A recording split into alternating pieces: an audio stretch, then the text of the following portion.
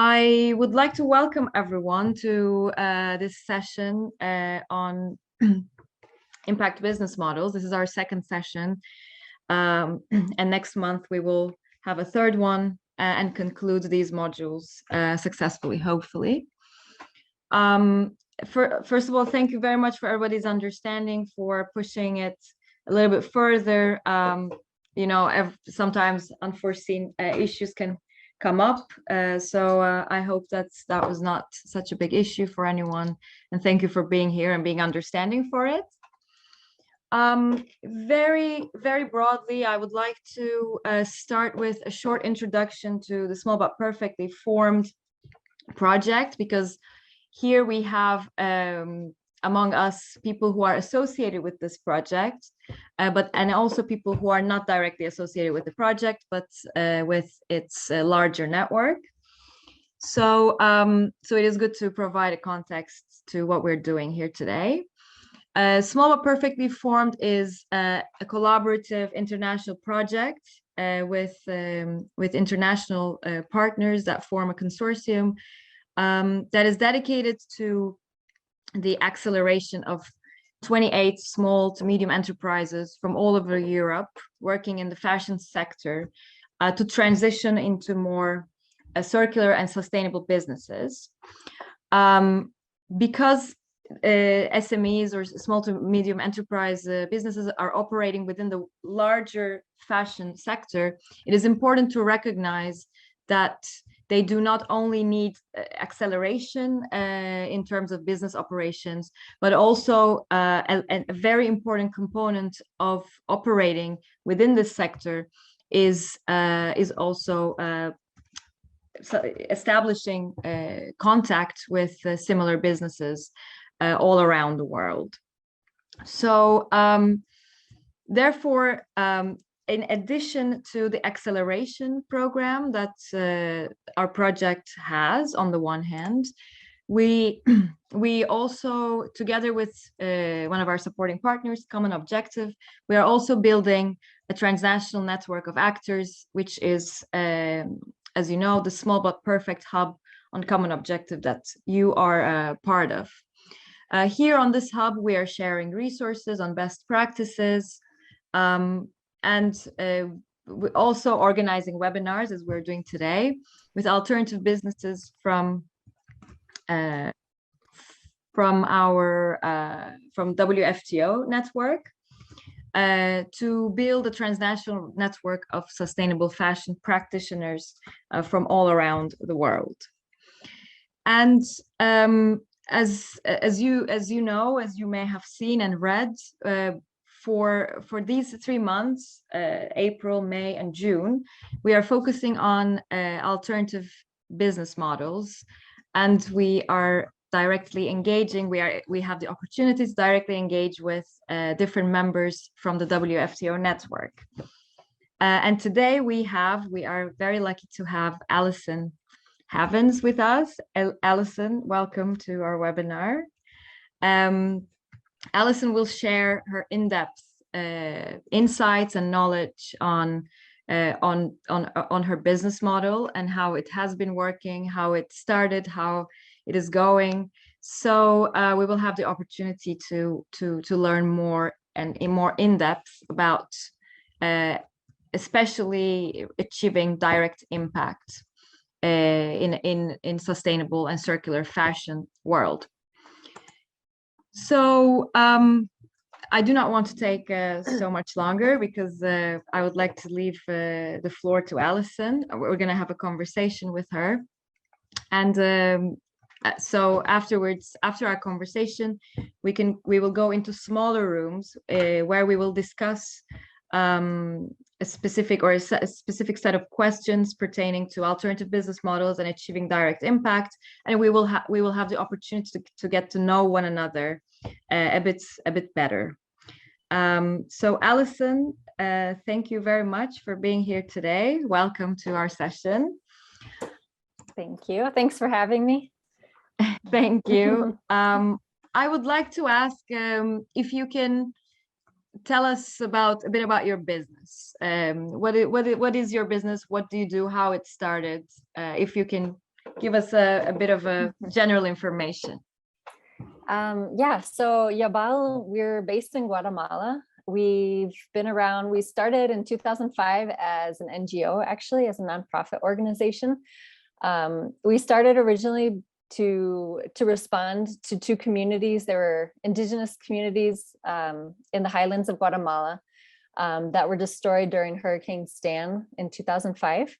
The two communities, basically, they were destroyed by mudslides with lots of rain, and the communities had to hike up 2,000 meters during the storm to basically flee for their lives and resettle in government donated land that's in one of the highest areas, altitude of Guatemala. So the communities came there and they were living there without food, without housing, without shelter. It's a very cold area of Guatemala. It's high mountain area. So people that were living in the nearby city of Quetzaltenango, also called Xela, they organized, they heard about the community, started bringing out food and blankets, medicine, started doing projects with the kids. And out of that original relief effort, a relationship was created between the two communities and the organizers, and a nonprofit was formed to continue supporting those communities as they settled in their new area. And as you can imagine, it was originally that started with around 50 families in total that were resettled in this area.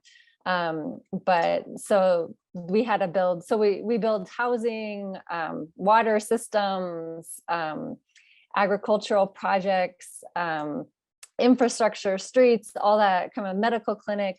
There was a lot of infrastructure projects that Yuval did with the communities in the beginning. But one of the main issues was these communities, they were traditionally farming communities, subsistence farmers. They lived further down in a more tropical area where everything grows really well. And suddenly they were moved to an area where they're rurally isolated, but they weren't given farmland. They were only given plots of land for their house. So that basically created a huge change in their lifestyle, where they had to find jobs in order to make money to then buy their food. And most of the people in the communities didn't have much or any education. Many of them only speak Quiche, which is the traditional indigenous language, and don't speak much Spanish. And so that became a big issue and a big problem. And the main focus for Yabal was trying to help them. How do we help them be sustainable? And so around 2008, 2010, the women in the communities, they practice backstrap loom weaving, which is a traditional Mayan weaving art form. It goes back 5,000 years. And they use it to make their huipiles, their shirts, their clothing. It's normally made for family members, for themselves, as an artistic expression. But they contact us and ask for help in selling their weavings as a way for them to make money, to earn money, to pay for food for their family. And so that's really when Yabal started our textile project.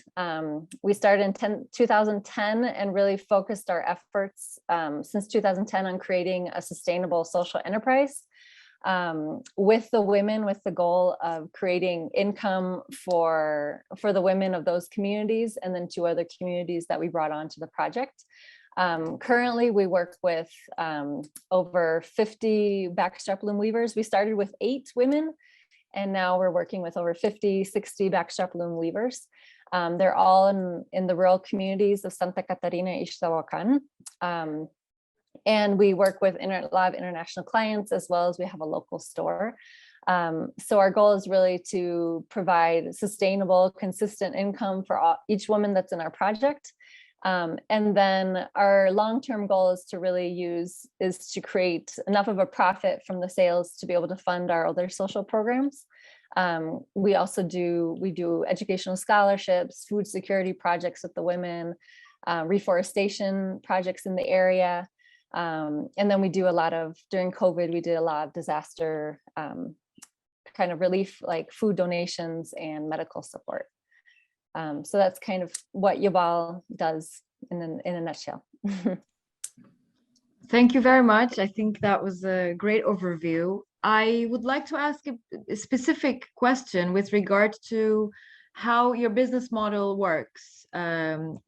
I mean, like in general, like especially in terms of revenues, what kind of a business model have you employed, and how does it work? Is it working? If you can tell us a little bit about that, that would be great. So we're a nonprofit organization with a social enterprise as part of the organization. So the donations we receive are to support. So we do receive some grants and donations, which are usually at this point to support our other social programs. It's been a long road for us to have our social enterprise be fully sustainable by itself. The nonprofit really was one of our programs and supported it for the initial years to help cover the costs of the admin salaries and the threads and the initial work that requires to go into it. But at this point, our social enterprise is now fully sustainable. It's covering its own costs, which is for us has been really, that's been our big goal, that it can cover its own costs. Our goal now is for it to generate more profit to be able to fund the actual other projects of the nonprofit organizations. But at this point, our social enterprise is basically covering itself and covering the admin costs. And yeah, so that's it's been a long road to get there. Yeah, I think it's always a very important thing to think about, how to set up and achieve financial viability, right? Especially in order to sustain the businesses, but also not divert from the core of that business, which is driven by a mission, by an objective, as in the case of Yabal, as in the case of most of the businesses which are here today. I would like to ask, because you mentioned, again, if we think about financial viability, you mentioned your strategy to sell your products, and you said both internationally and locally, you're doing that. How did you set it up? What kind of clients or companies or partners you have worldwide or locally? How does that work? Yeah, so for us, it was a lot of trial and error, because we opened the business 12 years ago. So when we initially opened, we opened a store here in Quetzaltenango that catered to tourists that were mostly foreign tourists that were coming to visit Guatemala. But it's not a huge market here, and it fluctuates a lot. So we could never sell enough to kind of cover the costs. So then we started working, doing wholesale internationally with a lot of fair trade mom and pop stores or small stores in the US, in Europe. But for us, we after doing that for several years, we weren't charging much administrative costs on the pricing of the products. I think we were adding like 30%, which really is nothing. And so we were selling, but we weren't able to cover, the costs still of the rent or of salaries. And at the same time, we were getting a lot of pushback on price because our products are more expensive. They're more expensive than, the cost of living and cost of labor in Latin America and Guatemala is more expensive than perhaps other countries. And so in those stores, they're selling a purse from us in Guatemala, and they're also selling a purse from India. And people are saying, well, everything's fair trade, but so why is this one more expensive? And generally the clients in those stores are more middle class clients, which are people that really care about the mission. They're really into ethical shopping, but they're also people that don't have a lot of money. And for us, we weren't really charging much markup. We weren't being sustainable, but because our products they're hand woven, the cost of living in Guatemala is higher. It was just, we couldn't lower the prices at all. And we really needed to raise prices. So that was that was really hard for us to understand what was happening and why we couldn't be sustainable. and it was hard to change gears and to figure out how to go after a more high-end market, because we started getting some clients that were asking us to do custom production that were higher end brands. And they asked us to do the production for their products under private label. And we're doing them, we were seeing, wow, they're charging a lot of money for these products. Like, we should be charging that much money for our products as well, but our traditional clients like can't pay for that. So it was hard to kind of make that decision, but we finally decided, no, we need to go. That's, you know, the middle class, the nice, like the really nice people at the fair trade stores are unfortunately not really buying a lot from us. So let's learn. We had to learn about how to market and how to market, how to design for a different market. So that's kind of what helped us get into a more financially sustainable path, is really figuring out what we need to be charging for the products, a reasonable fair wage that's going to cover the true cost of the product, and trying not to worry too much about costs or the price. We still obviously worry about price all the time, but really trying to see, what do we really need to charge for the product to be a sustainable social enterprise? And then really trying to be smarter and better at our marketing. We get some outside help, and we'd always done product design kind of in-house. None of us are designers, but I kind of do it ourselves, everything. And so we looked for help, for someone to help us a bit with the design consultation. And then, so I feel like that really helped. And then that also drew more custom production clients, because they also saw what type of quality and the marketing, which was kind of in line with what a lot of them are doing.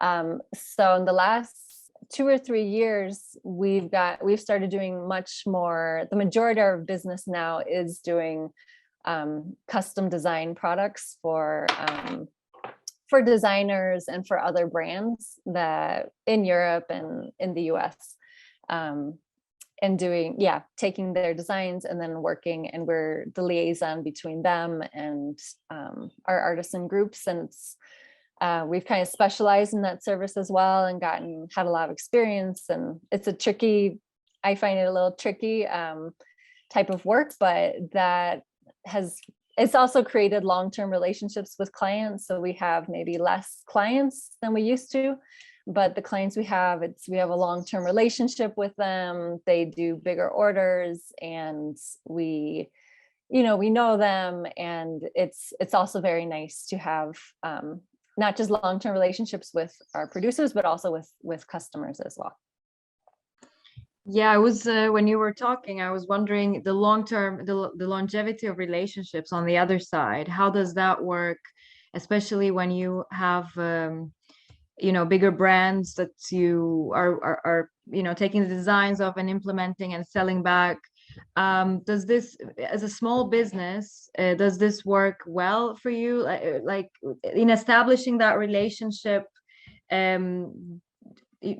did you get the seriousness from the other side? Like, how does that business relationship work with, I don't know, a bigger client who is coming to an artisanal business like yours? Is there things that you demand, negotiate? How does that relationship work? We don't require long-term relationships as part of our agreement. I feel like we need to develop that through the process, through providing really good service and good communication and relationship building.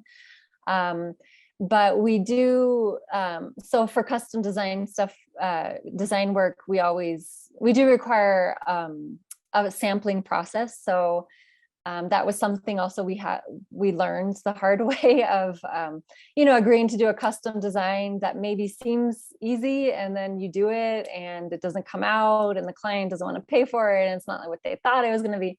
So to do this type of work, we've had to do a lot of upfront community, like education to the client of managing expectations. These are reasonable expectations. This is what we can do. This is what we can't do, as well as charging them for the sampling costs. Because in the beginning, that was really hard to charge them for that because we, we're like, listen, we need to have, it's a new design. Our artisans haven't done it before. So the only way to make sure that we can produce 20 of them in the future is if, we make a sample, then we send you a second sample, and we work on it until you're okay with it. But those costs, it's a lot of work. The sampling process is a lot of work for us in terms of like staff time, because it takes a lot of time. A lot of times we have to redraw things, figure out how to explain it to the artisans. We've invested a lot of time figuring it out and trying to work with the artisans on the design. So we, in the end, after a lot of trial and error, we were like, we have to charge for this work. Like sampling isn't free, and doing a new design requires a bit of an investment. So that's kind of, those are the types of things we talk with upfront with the clients, and just trying to educate as much as possible. Clients that want to use natural dyes, we have to talk to them very, realistically about how much variation in tone they can expect, and what we can't do. We have to kind of be very upfront about that as well. So you provide also full transparency on your side, but of course, to come to the point that you achieved, there was a lot of challenges that you have encountered, and a lot of trial and error, as you said. Yes. I say we learn every mistake is, okay, what are we going to learn from this, and how do we do this in the future?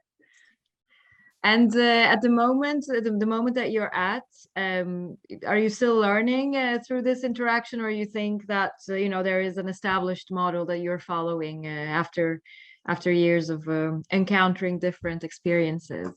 We are still learning. We're always still learning, because it's not just also with the clients, it's also with this type of work, with working with artisans, and it's just in handmade and new designs. There's always problems that come up. Like, even though we try our best to create systems to avoid problems, then there's new problems that we didn't know about, we didn't expect, or with this types of work, there's always unforeseen things. So we're always trying to learn, like, how do we minimize them as much as possible? How do we improve? How do we improve? And then with this type of work, there's also like, a lot of things that are outside of our control. There's COVID, there's transportation problems, there's natural disasters that happen. There's, the electricity goes out frequently. There's been a lot of violent conflict in the region where we've been working in the last few months. And so we couldn't go out to visit our artisans for about 4 months. So there's a lot of kind of other so we're always problem solving and trying to figure out solutions to keep things going and keep up the standard of work and keep the work going. Yes, it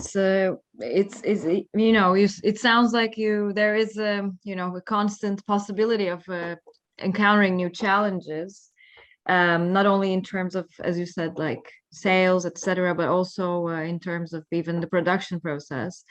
I think we talked quite a bit about how your business model works, and I know that you gave an overview of what your business does on the ground, but I would like to hear a bit in more detail, like what kind of real impact you achieved through Yabal, for the local communities, for women especially. How did it start? What did it turn into, and what kind of a real impact do you observe that you achieved through your work for the local communities especially?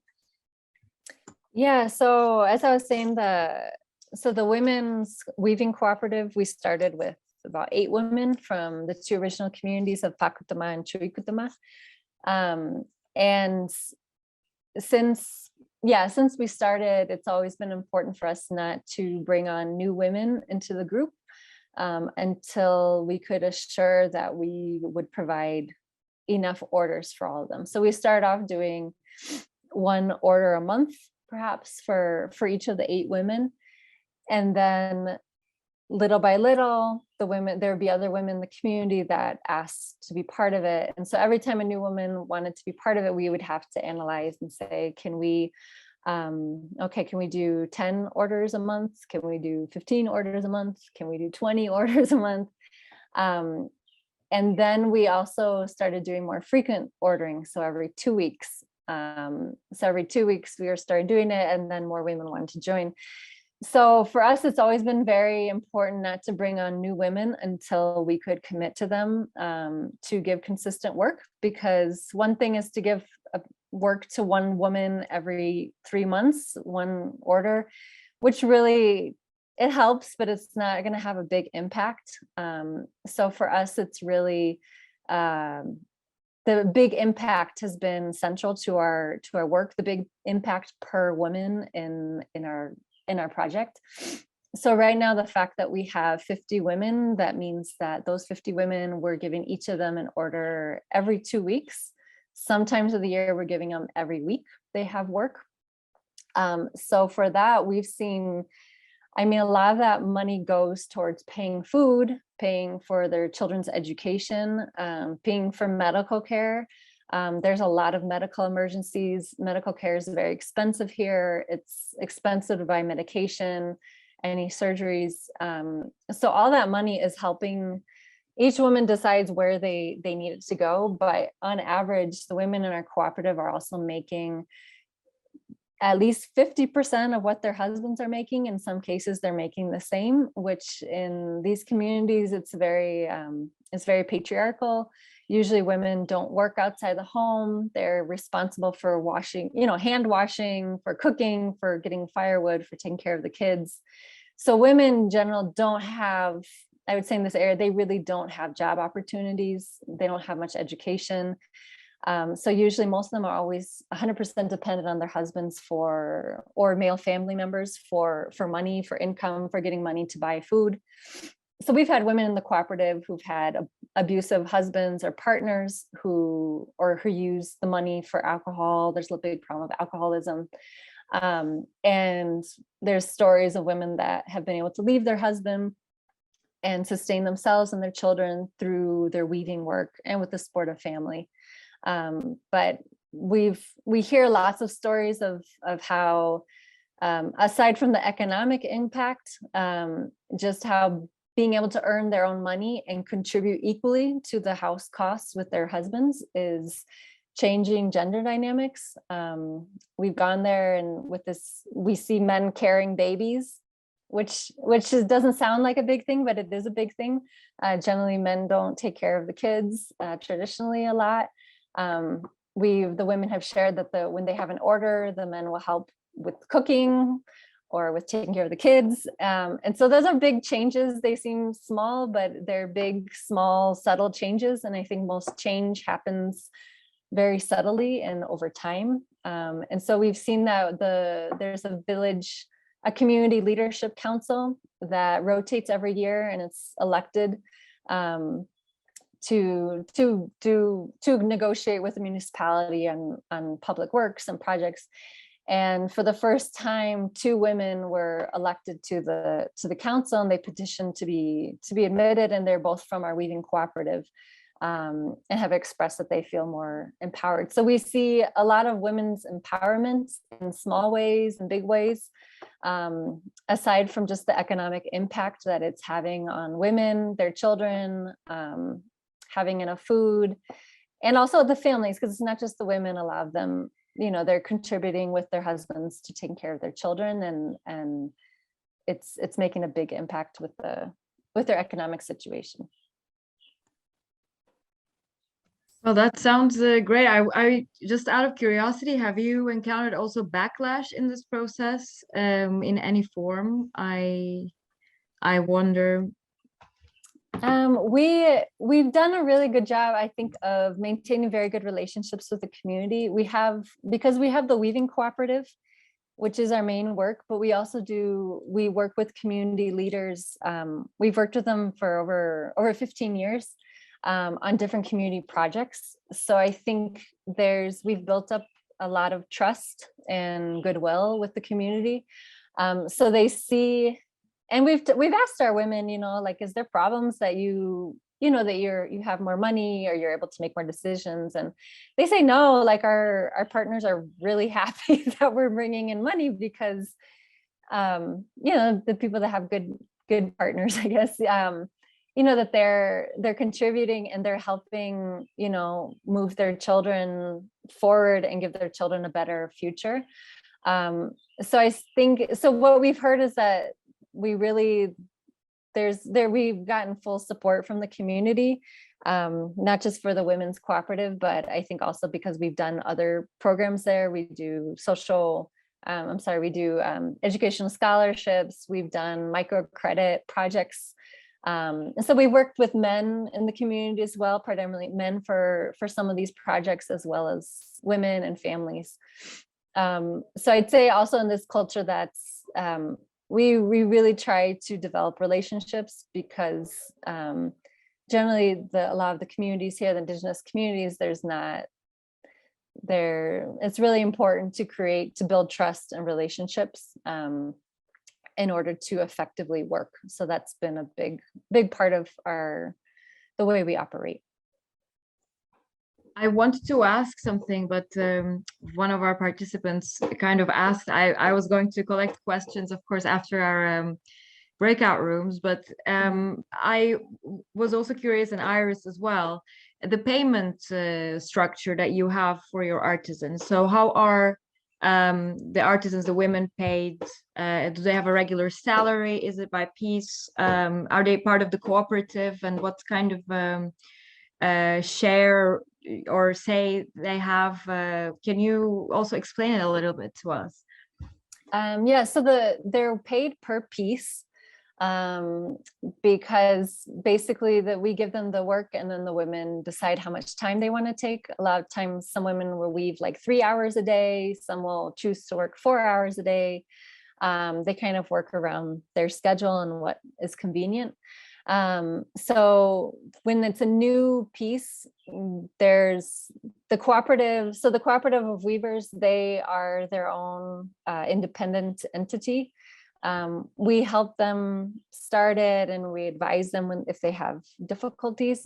But they have 4 women that they elect that are in charge of coordinating orders and calculating threads and coordinating most of the orders with us. And they are also expert weavers. They're women that have a bit more education. And so those women generally will do the first samples of any new product, and they will compare how much time it takes them, how difficult it is compared to other things. And then they'll talk amongst themselves and set the price and confer with the rest of the group that they're okay with that price. So the price is set on an average, how long it should take an average woman. Some women weave really fast, some women weave really slow. So it's hard to have 100% like this is how much you pay per hour, because it's it's also a different concept. The women aren't there seeing how long, some of them will take the time when they want to, other women really want to get it finished.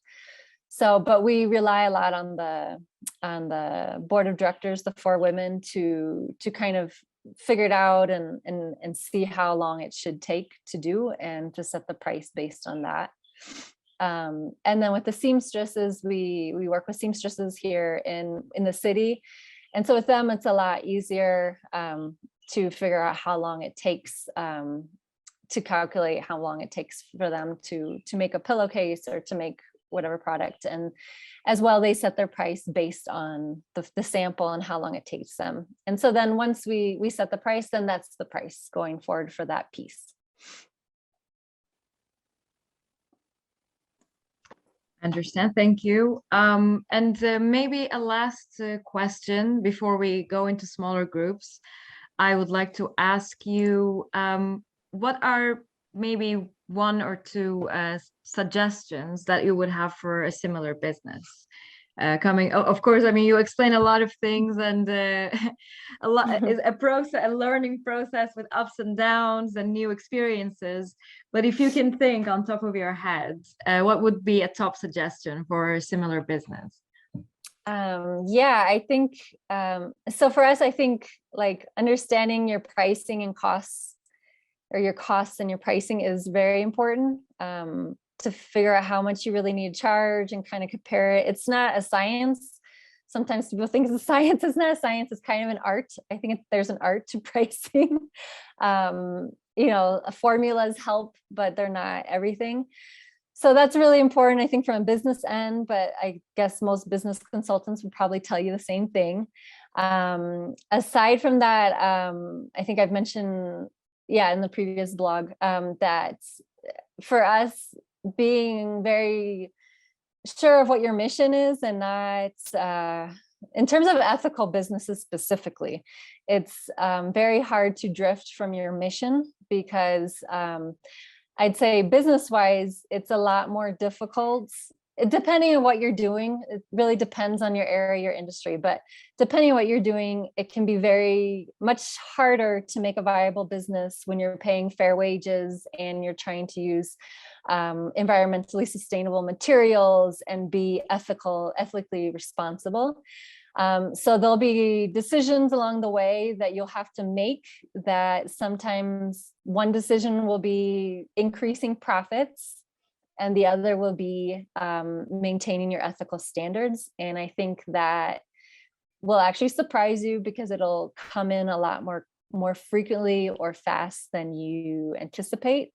So I think, I guess if I can just give an example, like here in Guatemala, we work with backstrap loom weavers, which are generally women that do it. It's very hand woven. It takes a long time to do. It's expensive. There's another artisan tradition here that is foot loom weaving.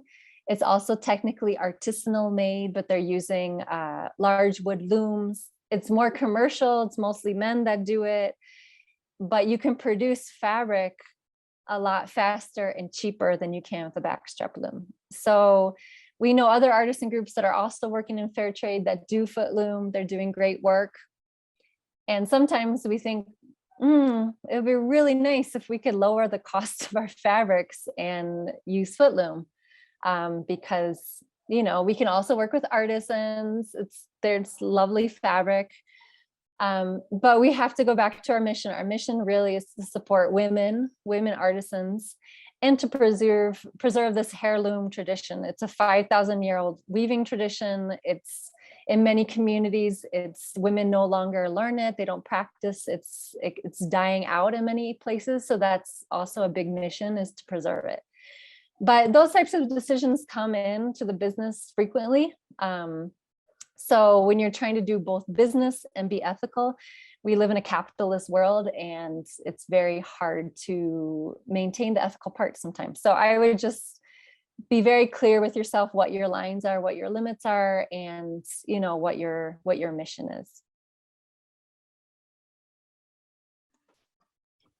Well, thank you very much, Alison. I think it was really a great opportunity, and great to hear in more detail what you do on the ground. I'm sure people have questions for you. Maybe I think it will be better to take them later, Okay. since we are still in the mood. Maybe it's also good to start the brainstorming when it comes to our businesses, our business models, and to meet with each other and talk about different possibilities. So now we will go into smaller groups. I will not go, because I will try to coordinate. If something wrong happens, I'm here. I will set up some rooms, and I will post the questions in the chat that you can discuss. which I am doing right now. Yes, so see you soon. Can you repeat it?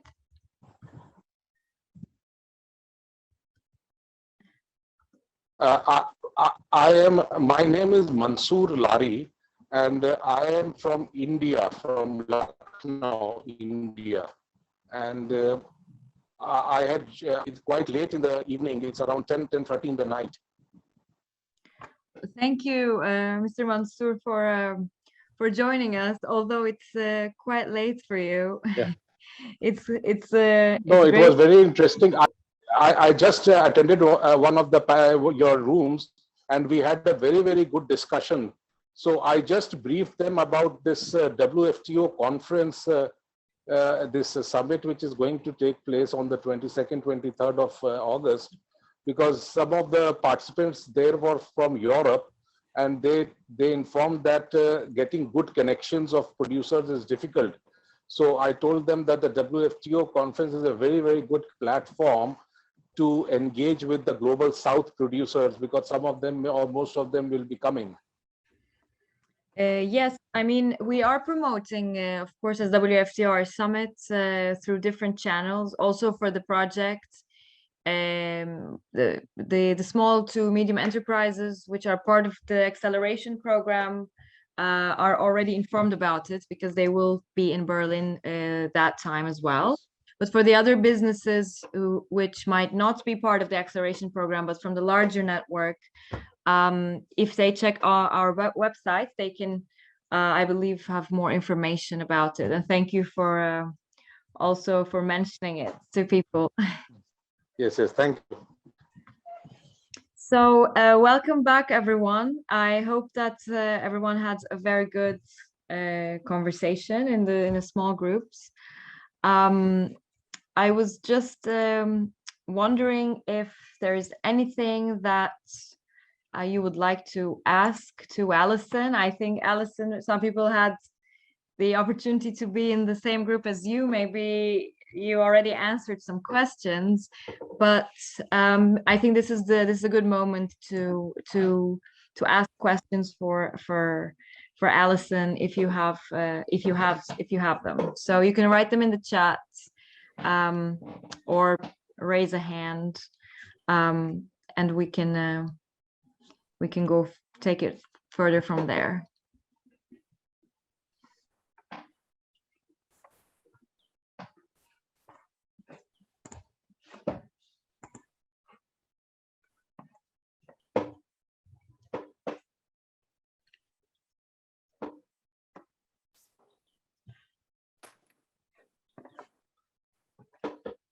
I don't see any questions, but yes, there's a question from Soraya. I don't know if you can see the chat, Alison. Yeah. Yeah. So, what would be your answer?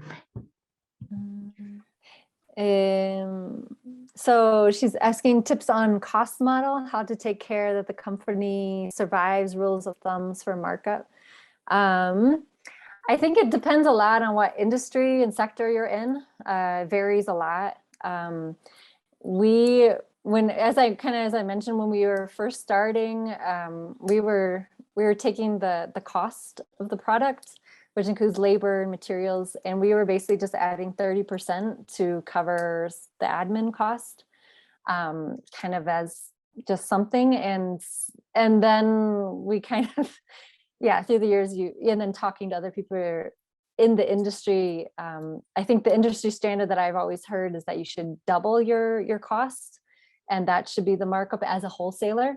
And then the retailer does 2 or 2.5, or in Europe, sometimes 3. They take that wholesale cost and they do it 3 times or 2.5 times.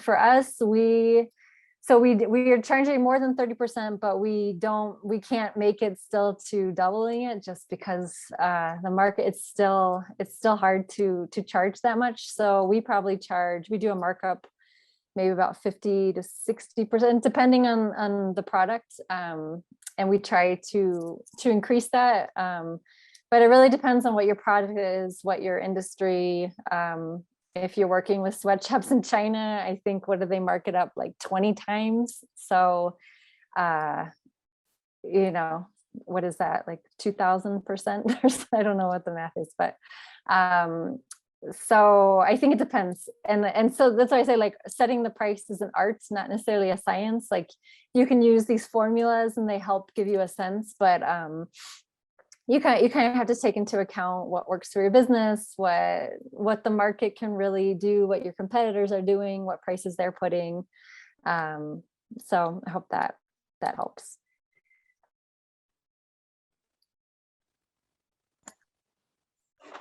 Well, thank you. I hope that helps as well. Any other questions that you would like to ask Alison before we close? We have 5-10 more minutes. It is also good to finish things early at the end of the day, at least in my time, it's the end of the day. So we can do that as well if there's, okay. There's a question, Alison, for you. Okay. Would you let us know more about sourcing and fibers? So we make fabrics. That's what we do. We use the threads for the fabrics. We work with, well, we have two types. One is more commercial threads that are made from a local factory here that does the dyeing. They're not natural dyes, but they're free of harsh chemicals. The other line that we have is all using naturally dyed threads. So working with the Women's Cooperative that does thread dyeing and uses all local plants and over open vat, single batch dyes, and then air drying. We use that, and then we also we work with another project here in Guatemala that recycles or repurposes denim jean fibers. So factories in Guatemala City that are producing jeans, they take the scraps that will be thrown away and they remake them into threads. So for us, the blue color that we use all recycled denim jeans. And then we also we work with wool weavers as well to make wool blankets and rugs. And those are from local sheep. They're not organic certified, but it's organic wool and they're dyed with natural dyes. And then other things like zippers, we buy. There's a factory in El Salvador that makes YKK zippers. So those types of things are, we just buy locally, the metal and the other materials for sewing. Yeah, thank you. We have 2 more questions. Soraya asked about the different profiles of the team to get some insight about the tasks that you're dealing with, as you can see. And afterwards, Matthew is asking, about your relationship working with, higher end brands, especially in terms of price. What are the benefits there? And maybe you can fill us in. Yeah, so we are a 3-person admin team. So I'm originally from the US. If you can't tell, I'm not from Guatemala. So I've been in Guatemala 12 years. So I'm the only English speaker and the only foreigner on the team. So I take care of all the customer relationships and the marketing, social media. And then we have a production coordinator who's in charge of all the production and working with the artisans. And then we also have an assistant that helps the team. I also just share we're also kind of in a transition. I'm leaving the leadership. I'm leaving the director position and moving on with other projects in my life. So we've been in transition. So the new team that's there, they're all Guatemalan, they're all indigenous women. So the director she takes care of the relationships with the artisans and the art of the production. We have the production coordinator, and then the new woman is Guatemalan, but she speaks English and she's taken over the marketing. And then for social programs, we, depending on what the program is, we have a local agronomist that we do a lot of, that we hire to do a lot of food security projects and more of the social programs. So yeah, so that's our team. And I don't know if that answered it. Apart from that, we have the seamstress and then all the artisans. So we're kind of, all of us do a lot of different roles in the project. But we kind of, yeah, basically have production. I kind of think, we think of it as like production and then marketing and sales. Those are kind of like the two sides of the coin. And they're both equally important. So the other question is talking about the benefits of working with higher end brands in terms of price. What has been your experience of purchasing practices, lead times, payment terms, and contract changes? So we haven't worked with a lot of huge companies. So we've worked with higher end brands, but generally they're small. They're also small brands. So yeah, we have one client that is pretty big, but generally our higher end clients have all been brands that have an ethical focus or have a handmade element. So generally they've been really nice to work with. We always charge 50% prepayment. It's pretty standard. And then they pay the remainder once they receive the order. Lead times, we kind of work with them and tell them what works, what we can do with lead times, what works with them. So generally we work with higher end brands and companies, but they still have kind of most of the ones that work with us, they find us because they're interested in supporting artisans and they're interested in being ethical. So generally the brands that find us are they're pretty nice and pretty, they have high standards because they're working in a certain market. Their clients are high end, their clients have high standards, so they also have quite high standards. But within that, there's a bit of give and take.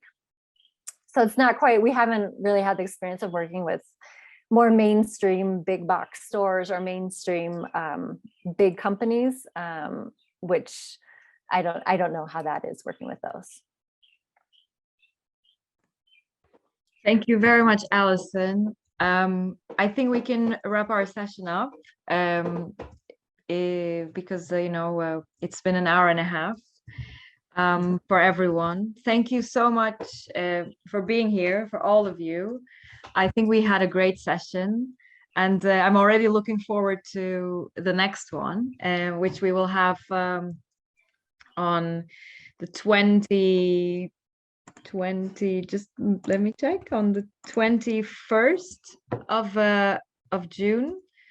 This will be the last session that we will have for our impact business models webinars. We will start, we haven't sent out the details yet, so please do not think that you missed it, but I will post some links. Please keep an eye on them. I will just share it with you now in the chat. This is the events page of our project. There you can find the upcoming events and also the recordings of previous events. So the recording of this event will also be on, the link will be placed there. Also, just want I just want to share with you again the link to the hub that we're part of. If you have not, if you're part of the hub, if you have signed up for the hub but do not have a common objective profile, please make one and let us know. But on the hub, we regularly share resources. Allison's interviews has already been shared there, but also different case studies and best practices from WFTO network, and also from the network of the other partners from the consortium. You can find interviews with them and different resources. And also, again, the link for the webinar recordings. So please keep an eye on both. In June, I mean, which is starting tomorrow, I just noticed. In the upcoming weeks, we will also share more resources and let you know about the third and final webinar that we will have on the 21st of June. So I would like to take this moment to thank everyone once more. And yes, have a good rest of the day. Maybe it's ending, maybe it's just starting. But I hope you enjoyed it, and I wish you a wonderful rest of the day. Thank you, everybody. It's been a pleasure meeting some of you, and good luck with all your businesses and projects. Thank you very much. I put my contact information if anyone wants to get in touch in the chat. Thank you so much. Thank you, Alison, once more for being here and taking your time to do this. No, thank you. Thanks for the invitation. Bye-bye. Thank you. Bye-bye. Thanks.